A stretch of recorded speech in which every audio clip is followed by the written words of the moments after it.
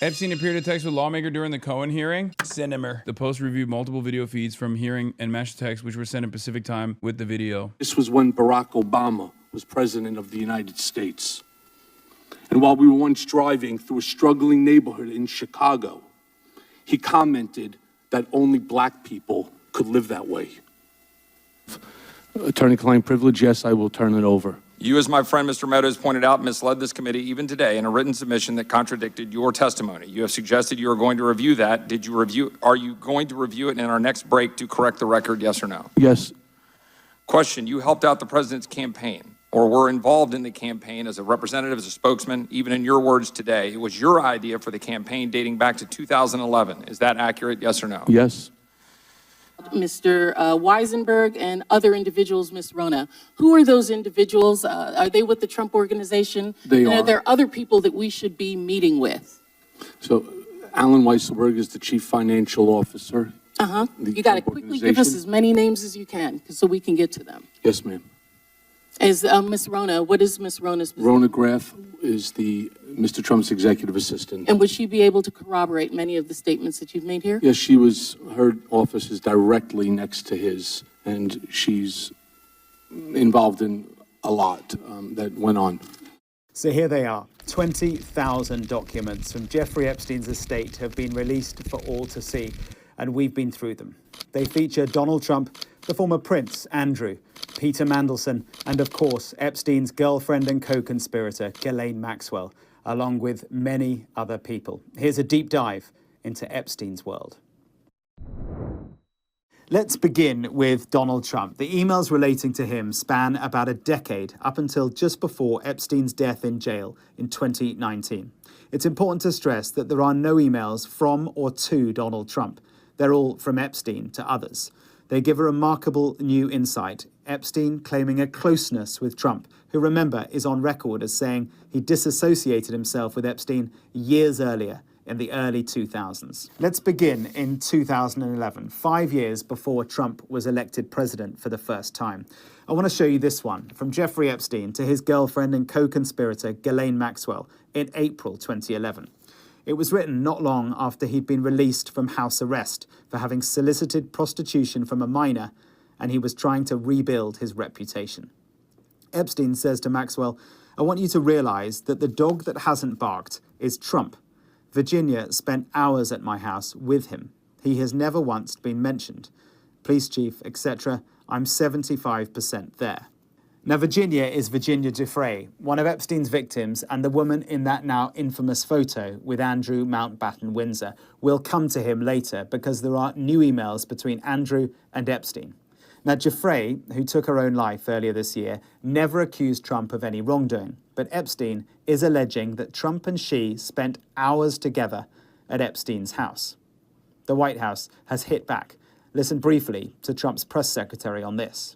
Ms. Giuffre maintained, and God rest her soul, that she No longer Prince. maintained that there was nothing inappropriate she ever witnessed, that President Trump was always extremely professional and friendly to her. Now, as the years pass, the tone of the emails evolves. We get a glimpse into how the nature of the relationship, from Epstein's perspective, appears to have changed. How Epstein began to believe that he had a hold over Trump. These were the years leading up to Trump's election victory in 2016. Now, December 2015. This is just under a year before Trump won the 2016 election, and he's in the goon cave again, the Trump goon cave. Is gaining momentum as a candidate. On the 12th of December 2015, Epstein sent this email to a reporter from the New York Times. Subject line, Trump. Have them ask my houseman about Donald almost walking into the door, leaving his nose print on the glass as young women were swimming in the pool, and he was so focused he walked straight into the door. It's not clear when Epstein was alleging that incident had happened, but the email suggests two things. First, a hint at the close association between Epstein and Trump, historically at least, and second, that Epstein is seeking at this point to discredit Trump. In the same email exchange with the reporter, Epstein says, "Would you like photos of Donald and girls in bikinis in my kitchen?" Now, as time passes, towards the cusp of Trump winning the White House in 2016, we get a new perspective on what Epstein was thinking He was texting a Dem rep while questioning Cohen. Yeah, I saw. Representative Stacey Plaskett was getting real-time advice from Jeffrey Epstein about what to ask Michael Cohen during a congressional hearing in 2019. Democrats should call on her to resign, says Peter Twinklage. It is one of the more insane moments in the Epstein saga. And it once again shows that there is a bipartisan consensus on dealing with Jeffrey Epstein positively. Do you think Epstein was trying to discredit Trump in 2016 because he had closer ties with the Clintons? Let's continue. Writing about Trump while he was on the rise to the presidency. There are swathes of emails between Epstein and the writer Michael Wolff. They detail how Epstein was being advised how he could use his relationship with Trump to his own benefit. Look at this one from Michael Wolff to Epstein in December 2015. Subject, heads up. Wolff writes about Trump, if he says he hadn't been on the plane or to the House, then that gives you a valuable PR and political currency. You can hang him in a way that potentially generates a positive benefit for you. Or, if it really looks like he could win, you could save him, generating a debt. And then Michael Wolff again to Epstein in October 2016, just before the presidential election. He suggests Epstein could finish Trump. Subject line, now could be the time. Wolff writes, there is an opportunity to come forward this week and talk about Trump in such a way that could garner you great sympathy and help finish him. Interested? Trump wins the election in November 2016. Look at this. Was Epstein in Trump Tower just days after? On the 13th of November 2016, a woman called Linda Stone asks Epstein, you still in Paris? Half an hour later, he replies, Trump Tower. It's not clear who, if anyone, he was. The suspicion right now is that he flew into France and then made his way to London to meet up with Donald Trump and Prince Andrew quietly. And then shortly thereafter, and I don't know what they talked about in that meeting. This is all speculation at this point, but there is at least some evidence to point that that is like what took place. Because Trump did publicly meet with Prince Andrew, which is already weird, right? Already a weird thing to do. Why the f are you meeting with Prince Andrew, former Prince Andrew now? And the reason why he's former Prince Andrew now is because of his associations with Jeffrey Epstein and what he did alongside Jeffrey Epstein. Jeffrey Epstein potentially meets with Donald Trump and Prince Andrew in that meeting that took place privately, and then flies back or gets back to London, or from London to, France, and then flies back out of France. The timing of it is very suspicious.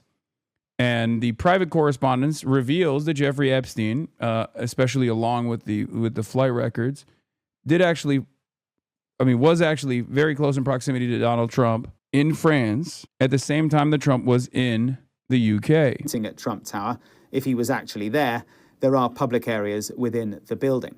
Remember, Trump says he cut ties with Epstein many years earlier.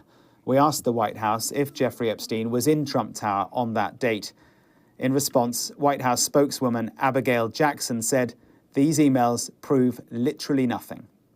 Epstein continues to write about and ridicule Trump during his first term in office. Take this from Epstein to Larry Summers in 2017. Summers was Treasury Secretary under Bill Clinton.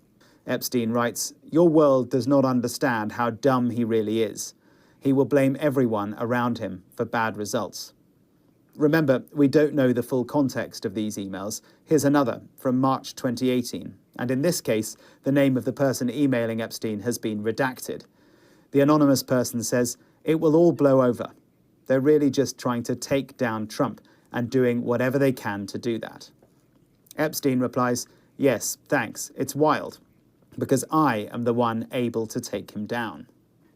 Now, this email has caught a lot of attention. It's from January 2019, in the middle of Trump's first term as president. It's about membership at Trump's Mar-a-Lago club in Florida. Redacted worked at Mar-a-Lago. She was the one that accused Prince Andrew, Epstein wrote. Trump said, he asked me to resign. Never remember, ever. Of course, he knew about the girls, as he asked Ghislaine to stop. So if Donald Trump knows about what Jeffrey Epstein was doing with the girls, and still kept up a contact with him, and still kept a relationship with Jeffrey Epstein, and maybe even met Jeffrey Epstein physically in 2019, then that throws a dagger in the story that made Trump look decent by comparison to like a Bill Clinton type who continued his public association with Epstein and Epstein affiliates much later into Jeffrey Epstein's prolific career. House Democrats have released emails in which Jeffrey Epstein wrote that President Trump had spent hours at my house with at least one of his sex trafficking victims and suggested he believed Trump knew more about his abuse than he has acknowledged. Epstein flatly asserted that Trump knew about the girls, many of whom were later found by investigators to have been underage. Epstein pondered how to address questions from the news media about their relationship as Mr. Trump was becoming a national political figure. In an email from January 2019, Epstein wrote to journalist Michael Wolff regarding Trump. Of course he knew about the girls, as he asked Ghislaine to stop. So him asking Ghislaine to stop actually corresponds to Trump's narrative, which is he knew that, Epstein was like stealing his employees, but then he makes it seem like he was oblivious to what Epstein was doing with the employees. This also ties with what what Virginia Giuffre had said about Donald Trump, because Virginia Giuffre is one of the most important Epstein victims, as she was basically the public face for all of the Jeffrey Epstein victims for a very long time. She's the one who directly outed Prince Andrew and many others. So as far as Virginia Giuffre goes, she had said that Donald Trump had done nothing to her. She actually had defended Donald Trump. But the very fact that Donald Trump kept up a relationship with Jeffrey Epstein, even after he knew what Jeffrey Epstein was doing, makes this all the more suspicious. So what does all this mean? Well, the redacted name is Virginia Giuffre. We know that she worked at Mar-a-Lago, and she is the woman who accused Prince Andrew. The meaning isn't quite clear. We don't know precisely what Epstein is claiming when he says Trump knew about the girls. In response to the release of the documents, the White House said the fact remains that President Trump kicked Jeffrey Epstein out of his club decades ago for being a creep to his female employees, including Giuffre. Remember, too, that Trump is on record as saying that he cut his relationship with Epstein because he thought he was poaching his female employees. We took people that worked for me, and I told him don't do it anymore, and he did it, and I said, stay the hell out of here. Now let's focus on the man formerly known as Prince Andrew. In his infamous Newsnight interview in November 2019, Andrew claimed that after he and Epstein met in New York in 2010, he was never in contact with him. But these emails between the pair are from the following year, March 2011. Remember, this is the time just after Epstein had been released from house arrest for having solicited prostitution from a minor. 3 months earlier, that now infamous photo of Epstein and Andrew was taken in New York's Central Park. Andrew's involvement with Epstein was headlined globally, and we now have an insight into Andrew's state of mind at the time. The email chain includes startling allegations. The Mail on Sunday had emailed asking for responses to their story, which alleged sordid sexual encounters involving Andrew, Maxwell, the former Israeli Prime Minister Ehud Barak, and others. We've asked Mr. Barak for a response to the mention of his name. The emails get forwarded a few times, including from Ghislaine Maxwell to Epstein, and then from Epstein to an account labelled The Duke. Andrew appears to reply, "What? I don't know any of this. How are you responding?" Epstein replies, and it's full of typos. "Just got it 2 minutes ago. I asked lawyers to send a letter.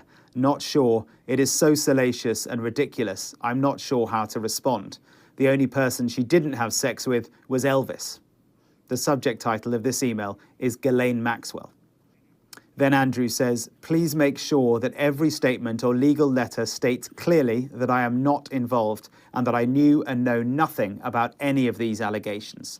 I can't take any more of this, my end." Later that same year, 2011, emails show that Epstein was talking about Prince Andrew. Why did YouTube blacklist you for this cover 6 to 7 years ago? I mean, it could be a bunch of different reasons. One, it could be that I uploaded a 8-hour broadcast directly to YouTube, and that like cooked my algorithm positioning.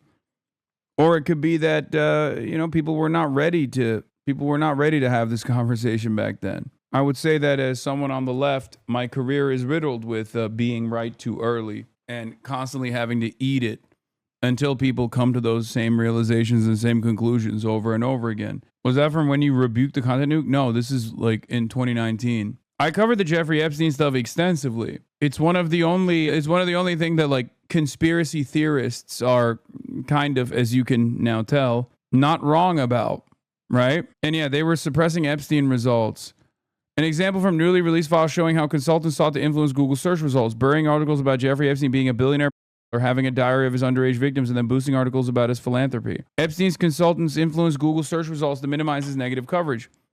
We will see our properties shoot up due to the reinforcement we can provide from sites like Harvard, Nat Geo, and other publications we have influence over. So they were actively trying to manipulate the algorithm, which is normal stuff that PR consultants do. It's just, in this circumstance, the person that they were doing it for is also potentially a espionage asset for Mossad and CIA. Did you think in 2019 that Epstein was an Israeli agent? Yes. Yes. A lot of the information that you guys are now encountering was already readily available. A lot of this stuff is new. There's some new things in here, right? There's like a trove of emails that were recently released. That's new. But what's not new is his deep connections to Israel by way of his associations. Because we already knew that Ehud Barak was hanging out at his New York mansion in 2016 or 2017, I believe. So the real ball knowers were always on it. And no, I don't mean just and for the record, when I say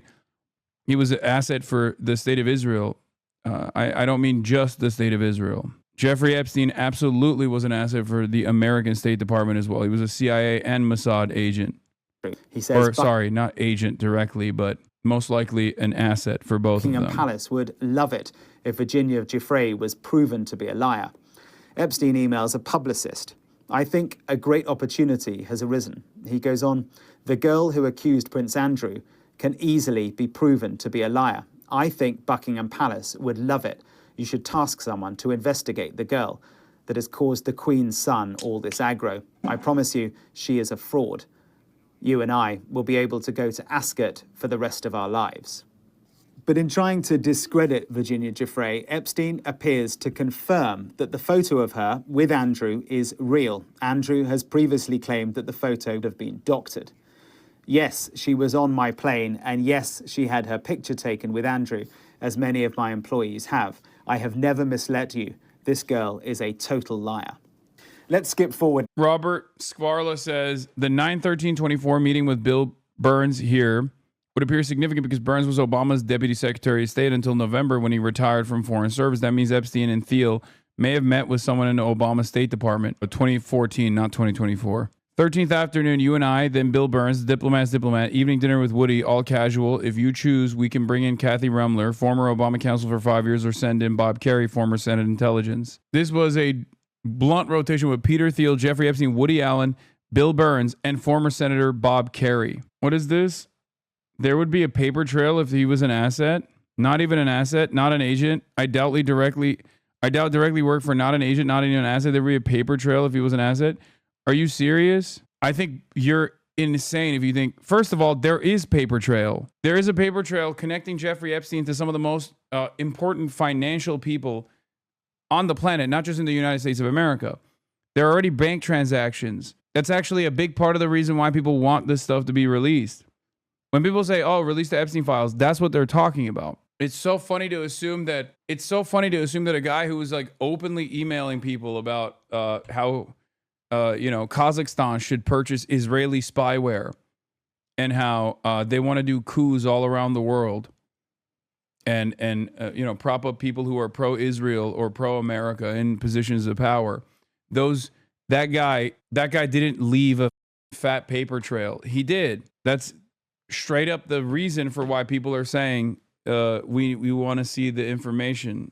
We want to see the Epstein files. At least that's what I mean when I say we want to see the Epstein files. It's the whole point. Jeffrey Epstein in 2018 was claiming that Imran Khan was really bad news, citing Pakistan's nuclear weapons. The State Department pushed him out of office with help from the Pakistani military in 2022. An Israeli military intelligence officer lived at Jeffrey Epstein's home in Manhattan on multiple occasions, including while he was an aide to then Israeli Defense Minister Ehud Barak.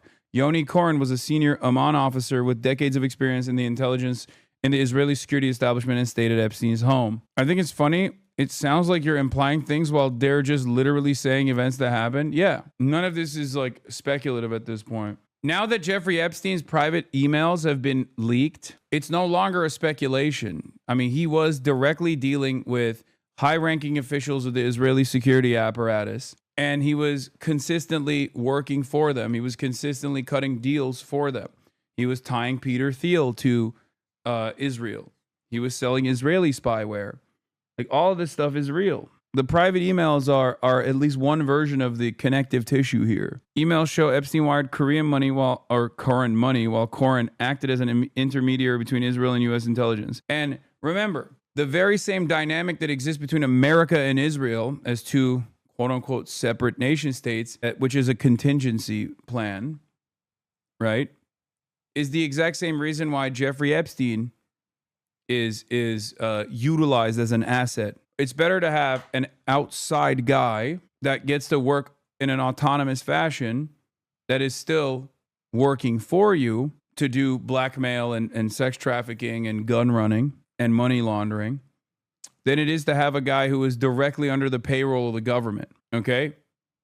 Just like it's better for America to have a state like Israel conduct espionage and wage these assassination, like do like JSOC style assassination operations. And then there's a level of plausible deniability always where you're like, well, they're a separate sovereign nation state, right? They're going after their own desires. They're pursuing their own security interests in the region. Yeah, here he is talking about building a back channel to Putin. Politico writing about Epstein in Russia and somehow managing to not mention that he built a back channel to Putin amid the Syria civil war is Pravda level stuff. American media is just absurd. Jeffrey Epstein claimed he gave Russians insight into Trump. Isn't it weird this billionaire financier has no emails about financing and investing? Yeah, it is weird, right? Jeffrey Epstein and the Mossad, how the sex trafficker helped Israel build a back channel to Russia amid the Syrian civil war. Hacked emails show how Jeffrey Epstein and former Israeli Prime Minister Ehud Barak tried to engineer a Russian-led solution to remove Bashar al-Assad. How is he doing that? How is he doing all that? Think. January 2015. Epstein and Maxwell appearing to be in private brainstorming responses to each other to a legal and media storm. They're firefighting, and the email exchanges are written in haste. Maxwell to Epstein, the 10th of January 2015. I have to distance myself from you in statement 2, and they need me to say I was not aware of massage with Andrew in my house. These things, they have to stay, along with meeting, redacted, and rebutting these allegations. I need it ASAP. Finally, look at this. When President Trump was on a state visit to the UK in 2019, Steve Bannon is emailing Epstein. Bannon, remember, is the former White House strategist fired by Trump earlier in his first term. He and Epstein are commenting on Trump's physical proximity to Andrew in video of the state visit. Prince Andrew and Trump today. Too funny, Epstein wrote. Then, recall Prince Andrew's accuser came out of Mar-a-Lago.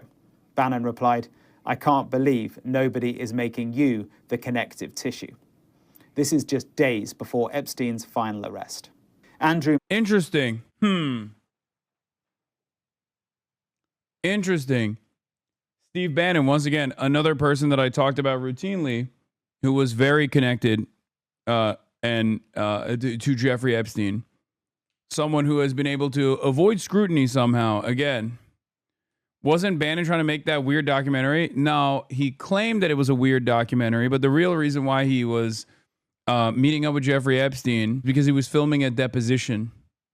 He was basically trying to figure out a way to do PR for Epstein, and also on top of that, he was trying to help him message better in a deposition style situation. And from what I understand, I mean that when he was outed, he said, "Oh, I was just trying to film a documentary about how evil he is," and yet. For some reason, that documentary, as far as I understand, never was released. Maybe it was. Maybe I didn't see it, but I don't believe that the